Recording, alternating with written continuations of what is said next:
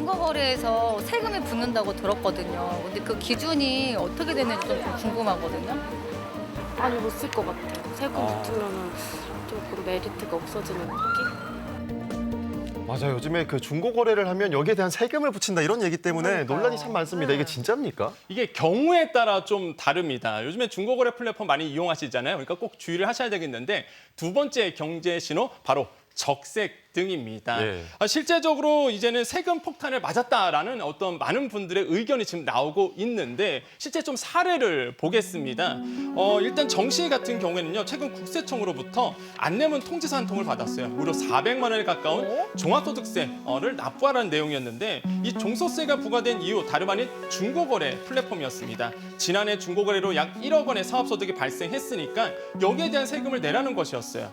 자신의 중고거래 내역을 살펴보니까요. 그 원인을 알게 됐는데 물건 가격을 9,999만 원에 이미 설정을 해준 다음에 거래 완료 버튼을 누른 적이 있었는데요. 이게 실제 이제 거래된 금액이라고 신고가 됐다는 거죠. 예. 거래가 불발되거나 구매자의 직접 가격을 흥정하기도 하는 중고거래 플랫폼의 어떤 특성이 있는데 실제 이제 게시물에 표시된 금액, 실제 거래된 금액 이게 차이가 나는 경우가 생깁니다. 네. 이 과정이 보통 이제 채팅을 통해서 이루어지다 보니까 이 소득 신고가 전산에 반영되지 않는 경우가 이제 보여지는 것이죠. 그렇겠네요. 이외에도 물건이 잘 팔리지 않아서 거래 완료 처리 버튼을 누르시거든요. 사실 이게 여러 번 이제 판매글을 올리고 여러 번 거래가 된다 보면요 소득으로 이제 신고되는 경우가 굉장히 많습니다. 팔린 거라고 되는 거죠. 그렇죠. 네. 그래서 이게 예를 들어서 100만 원의 노트북 3번에 걸쳐서 이제는 재등록을 했다 그러면 100만 원의 거래가 이루어졌음에도 불구하고 소득 신고는 300만 원이 되는 거죠. 네. 그렇기 때문에 이런 비슷한 사례가 계속되다 보니까 SNS상에서는요. 야 이거 주의해라라는 이제 글이 공유되고 있습니다. 근데 저도 가끔 중고거래 플랫폼 이용하는데 뭐 그럼 앞으로 뭐 세금 내야 된다는 거예요?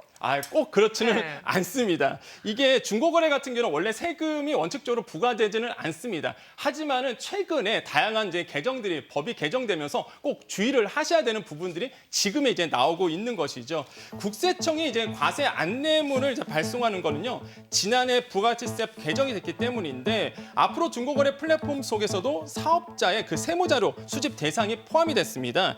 예를 들어서 중고거래 플랫폼을 통해 웃돈을 얹어서 물건을 대파는 리셀러도 있고요. 개인 간 중고거래 세금이 부과되지 않는다는 걸 악용해 갖고요. 중고 물품을 이제는 반복적으로 팔아서 수익을 내는 사업자도 있거든요. 이런 사람들을 적발하겠다는 취지죠.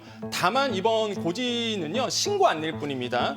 확정 과세식 고지서가 아니다 보니까 이게 실제 사실과 다르다. 그러면은 이제는 이의 신청을 통해서 수정 신고가 가능합니다. 네. 또한 개인이 직접 사용하던 물건을 판매하는 일반 중고 거래의 경우에는요. 과세 대상이 아니고 거래 규모가 크더라도 과세 대상에 포함되지 않다 보니까 뭐 안심하셔도 되겠습니다. 네, 그러니까 업자들은 좀 유의를 해야 되고 일반 개인 간의 거래는 뭐 크게 걱정할 거 네. 없다 이렇게 생각하면 되겠네요.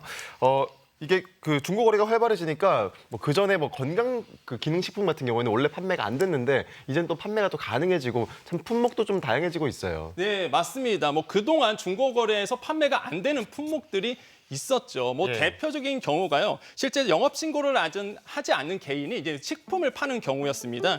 이미 뭐 개봉한 식품이라든지 자체적으로 소분한 식품은 원칙적으로 중고 거래가 불가능합니다. 또 의약품, 뭐 전자 체온계와 혈압계를 제외한 모든 의료기기 역시 온라인 판매가 이제 금지되어 있죠. 특히 안경 같은 경우도 있어요. 이게 안경테는요 팔 수는 있는데 시정 교정 렌즈가 들어간 의료기기라든지 뭐 렌즈 이런 거, 뭐 선글라스 판매할 수 없게 됩니다. 네. 이외에도요, 뭐 화장품, 건강기능식품 등 안정성에 이제는 문제가 발생할 수 있는 품목들은요 원칙적으로 판매가 금지됐었는데 이번 8일부터 이제 건강기능식품의 중고 거래를요 한시적으로 이제 허용하기로 했습니다. 단 몇 가지 조건이 있는데요, 소비 기한이 6개월 이상 남아 있고, 뭐 상온이라든지 실온 보관이 가능해야 되고, 미개봉 제품만 사고 팔 수 있게 되고요.